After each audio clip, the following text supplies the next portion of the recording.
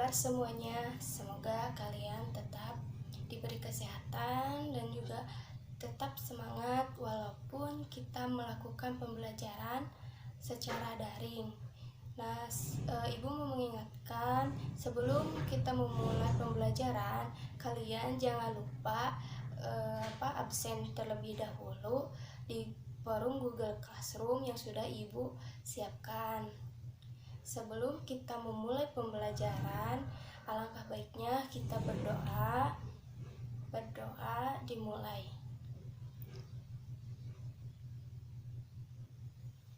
Berdoa selesai.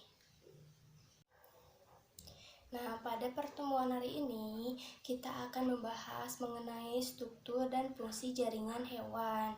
Nah, tentunya kalian pasti sudah tahu apa itu jaringan. Ya, jaringan adalah kumpulan dari banyaknya sel. Nah, jaringan hewan yang akan kita bahas yaitu terbagi menjadi beberapa jenis. Yang pertama ada jaringan epitel, kemudian yang kedua ada jaringan ikat, dan yang ketiga ada jaringan otot, yang keempat ada jaringan saraf. Baik, untuk yang pertama kita akan membahas tentang jaringan epitel atau epitelium. Nah, ciri dari jaringan epitel ini yang pertama itu memiliki selnya yang rapat-rapat. Ya. Oke, epitel itu terbagi menjadi beberapa kelompok berdasarkan lokasi. Nah, kalau berdasarkan lokasi, kita terbagi menjadi 3. Yang pertama ada epidermis atau lokasinya ada di luar. Ya, jadi dia melindungi bagian luar. Nah, kalau yang kedua ada endotelium atau bagian dalam.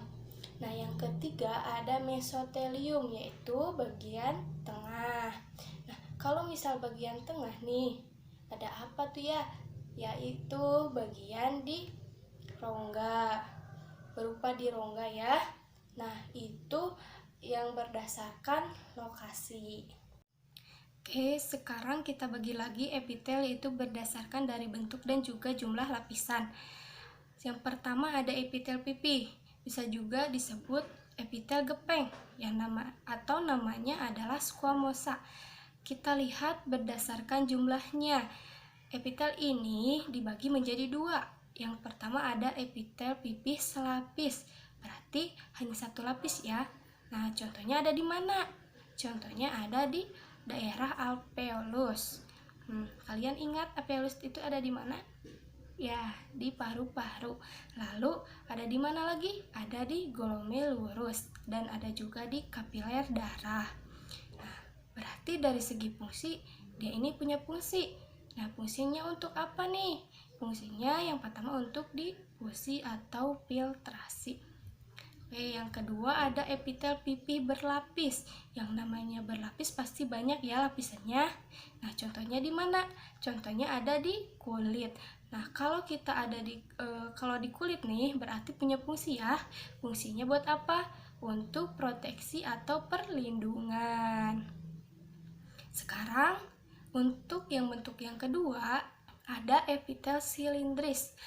Dari bentuknya silindris apa aja nih bentuk jumlahnya? Yang pertama ada epitel silindris selapis. Nah, contohnya ada di mana? Ada di usus, ada di lambung. Nah, fungsinya untuk apa? Untuk absorpsi. Nah, yang kedua ada epitel silindris berlapis. Contohnya ada di paring. Nah, fungsinya untuk apa? Untuk absorpsi. Nah, dan juga bisa untuk proteksi ya. Nah, untuk yang ketiga ada epitel silindris berlapis semu. Oke. Yang namanya berlapis semu berarti dia tuh kayak yang berlapis padahal cuma selapis ya. Nah, dia juga memiliki silia. Nah, contohnya ada di mana? Contohnya ada di saluran pernapasan atas. Yang ketiga ada epitel kubus. Oke, berarti bentuknya kubus nih ya, kayak kotak-kotak banyak. Oke, kita lihat dari segi bentuknya ada apa aja. Yang pertama, kita lihat ada epitel kubus selapis. Kalau epitel kubus lapis contohnya di kelenjar, misalnya kelenjar keringat. Berarti dia punya fungsi nih, fungsinya untuk sekresi atau pengeluaran. Nah, untuk yang kedua ada epitel kubus berlapis. Nah, contohnya ada di ovarium, ada di testis ya. Fungsinya sama, yaitu untuk sekresi. Nah, kemudian ada juga bentuknya. Yang keempat itu epitel transisional. Nah, dia itu sering mengalami perubahan bentuk. Nah, kenapa sering mengalami perubahan bentuk ya? Ya, karena untuk epitel ini contohnya itu pada saluran urin, misalnya kantung kemih gitu ya.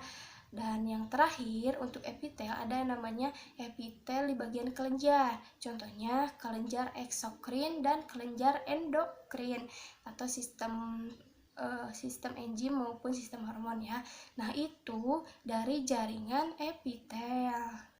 Nah, yang sekarang yang kedua ada kita akan membahas tentang jaringan ikat. Dia punya fungsi untuk pengikatan. Nah, intinya itu ya untuk mengikat. Apa aja sih komponennya gitu ya. Yang pertama ada yang namanya makrofag.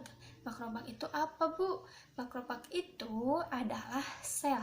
Nah, si sel ini mempunyai fungsi yaitu untuk fagositosis. Nah, fagositosis itu apa, Bu? Fagositosis itu adalah artinya ya untuk memakan benda asing. Nah, jadi ketika ada bakteri atau zat yang asing masuk ke dalam tubuh kita, maka tugasnya fagositosis itu memakan benda asing itu. Yang kedua ada fibrin. Nah, fibrin ini bentuknya seperti serat-serat dan fungsinya untuk memberikan bentuk. Nah, yang ketiga ada sel lemak. Sel lemak ini fungsinya untuk simpan cadangan makanan. Nah, untuk yang keempat ada sel mas. Sel mas ini fungsinya terbagi menjadi dua, yaitu yang pertama menghasilkan heparin. Heparin ini berfungsi untuk pembekuan darah. Nah, yang kedua fungsinya itu menghasilkan zat histamin, yaitu untuk alergi atau peningkatan dari permeabilitas pembuluh darah. Nah, yang kelima ada eritrosit atau sel darah merah. Yang keenam ada sel leukosit atau sel darah putih. Yang ketujuh ada melanosit atau pigmen pada kulit. Nah, yang sekarang kita akan klasifikasikan jaringan ikat. Yang pertama ada jaringan ikat longgar. Jadi dia lebih banyak matriksnya daripada selnya ya. Nah, fungsinya untuk apa? Untuk menyelubungi dari otot dan dia juga akan membentuk dari pembentukan organ dalam. Nah, untuk yang kedua ada jaringan ikat padat. Nah, ini kebalikannya dari jaringan ikat longgar. Jadi dia lebih banyak selnya daripada matriksnya. Nah, contohnya di mana? Contohnya ada di tendon. Nah, untuk yang ketiga, tak ada jaringan adiposa atau jaringan lemak. Nah, jaringan ini bentuknya besar-besar dan juga transparan. Nah, fungsinya untuk apa? Untuk mengatur suhu. Nah, dia juga untuk melindungi dari organ dalam. Untuk yang keempat ada darah. Nah, darah ini terbagi menjadi dua. Yang pertama ada plasma. Nah, si plasma ini isinya ada air. Air ini untuk melarutkan. Nah, untuk yang kedua isi dari plasma ini ada fibrinogen atau fungsinya untuk pembekuan darah. Nah, yang kedua ada ketiga ada globin. Globin di sini untuk antibodi. Yang keempat ada albumin. Albumin ini untuk osmoregulator atau pengaturan air. Nah, untuk yang kedua ada sel darah. Nah, yang kalian tahu sel darah itu pasti ada 3 ya. Ada sel darah merah, sel darah putih, dan juga kepingan darah. Yang pertama ada eritrosit atau sel darah merah. Nah, fungsinya untuk apa? Untuk mengedarkan dan mengikat oksigen dan CO2. Nah, yang kedua ada leukosit atau sel darah putih. Nah, sel darah putih ini berfungsi untuk sistem kekebalan tubuh. Nah, untuk yang ketiga ada trombosit atau kepingan darah. Nah, dia punya fungsi yaitu untuk penutupan luka. Nah, di sini kita akan bahas tentang adanya mekanisme dari penutupan luka, yaitu misalnya nih kita kegores ya atau kepotong, nah nanti darahnya akan berceceran kemana-mana. Nah tentunya si trombosit ini dia juga ikut nih pecah, si trombositnya pecah, kemudian dia akan mengeluarkan sesuatu yang disebut trombokinase. Nah nanti akan berubah menjadi protombin. Nah kemudian dia akan berubah menjadi trombin. Nah, dari trombin ini dia akan menjadi fibrinogen. Nah, dari fibrinogen dia akan menjadi fibrin. Nah, disinilah kalian akan mempunyai bekas luka. Oke, saat protombin ini berubah menjadi trombin, akan ada yang membantu. Siapa aja? Ya, ada vitamin K dan juga ion Ca. Nah, itu yang membantu si protombin berubah menjadi trombin. Oke, itu adalah mekanisme penutup luka. Yang kelima, ada jaringan tulang rawan. Dia punya sel nih, gambarnya seperti ini. Dia ada cairan yang dinamakan matriks. Kemudian lingkaran itu apa namanya? Namanya lakuna, dan titiknya itu adalah sel tulang rawan atau namanya kondosit. Nah, kalau kalian ingat kondosit nih, langsung aja kartigo atau tulang rawan. Nah, yang keenam kita ada tulang sejati. Nah, sel tulang ini disebut osteosit yang dibentuk oleh osteoblas. Nah, antara osteosit yang satu dengan yang lainnya dihubungkan oleh kanalikuli. Nah, matriks osteoblas mengandung kalsium fosfat. Nah, yang memperkeras matriks sehingga tulang menjadi keras. Nah, yang ketujuh ada sistem limpatik atau dia ini untuk imunitas ya sebenarnya. Nah, lokasinya ada di mana? Lokasinya ada di timus. Nah, timus itu di mana, Bu? Timus itu ada di rongga, lokasinya di tulang dada ya. Oke, itu dari komponen atau klasifikasi jaringan ikat. Nah, sekarang kita akan teruskan ke jaringan otot. Nah, otot ini, kalau kalian makan daging sapi, nah, daging itu apa ya? Nah, daging itu adalah otot. Nah, yang kalian makan itu adalah otot ya. Otot itu punya fungsi yaitu sebagai alat gerak aktif. Untuk otot itu sendiri kita akan dibagi menjadi 3. Ada otot polos, otot jantung, dan otot lurik. Yang pertama otot polos. Dia bentuknya seperti gelendong dan dia juga punya satu inti di tengah. Nah, cara kerja dia itu secara tidak sadar atau involunter. Contohnya di mana? Contohnya di usus, di lambung, atau sistem pencernaan ya. Untuk yang kedua ada otot jantung. Dia bentuknya silindris, tapi punya cabang dan dia intinya satu. Nah, cara kerjanya dia juga tidak sadar atau involunter. Dia juga tidak mudah lelah. Untuk yang ketiga ada otot lurik atau otot rangka.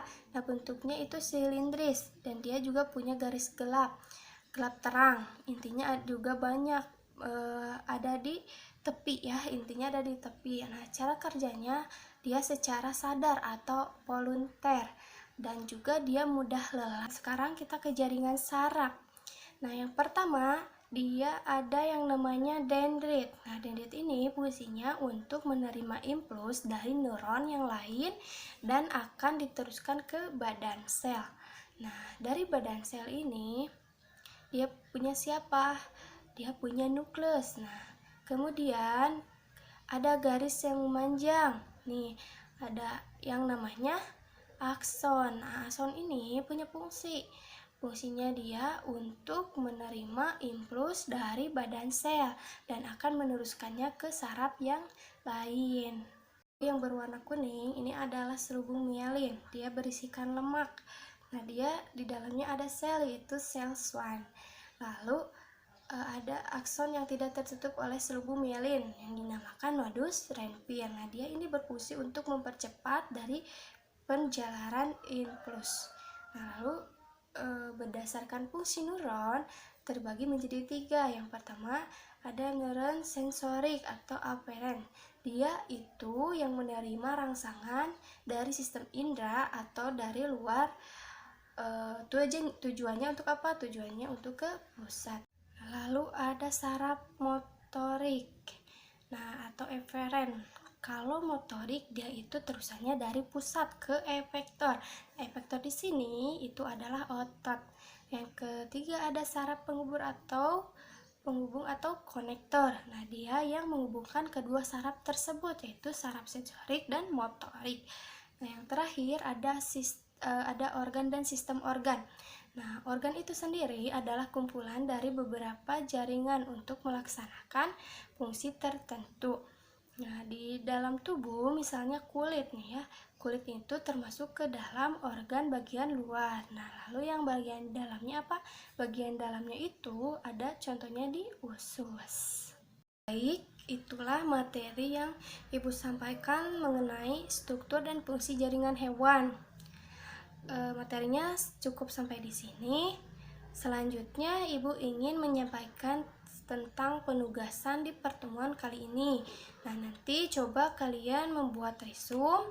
Nah, resumenya materi dari pertemuan ini dan juga jawab soal latihan yang akan Ibu bagikan di Google Classroom. Nah, jika sudah, langsung saja upload tugasnya di Google Classroom ya. Oke, sekian dari pembahasan kali ini. Ibu cukupkan sekian. Semoga kalian tetap semangat belajarnya ya, tetap semangat. Jangan lupa jaga kesehatan. Sekian dari Ibu. Wabillahi taufiq walhidayah. Wassalamualaikum warahmatullahi wabarakatuh.